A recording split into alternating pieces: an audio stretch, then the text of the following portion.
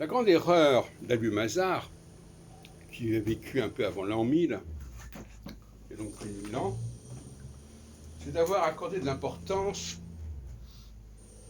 aux 120 degrés environ qui séparaient deux conjonctions de Jupiter et de Saturne.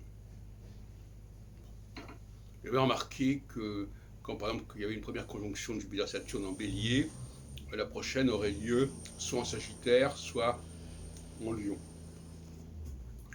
C'est assez anecdotique, mais ça l'a entraîné dans tout un système. Et il a donc privilégié ce qu'on appelle les triplicités.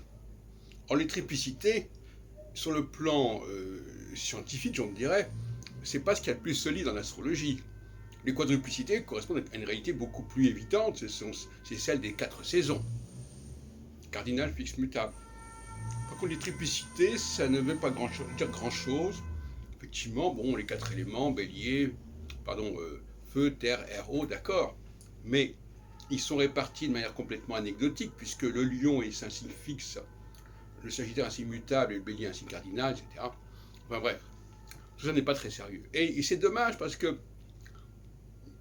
ces astrologues qui travaillent sur les conjonctions, ce qui a été le cas d'Albumazar, mais ce qui a été également le cas des conjonctions planétaires, avec André Barbeau, avec sa conjonction Saturne-Neptune notamment, dont on a beaucoup parlé, notamment à propos de 1989.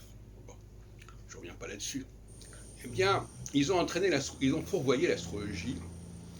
Et moi, j'ai essayé de reprendre les choses en main en 1976 avec Clé pour l'astrologie, où j'ai mis l'accent sur les passages de Saturne, sur les axes équinoxiaux et solsticiaux, et non pas ni sur le passage dans tel et tel signe zodiacal, ni sur le passage dans tel et tel élément.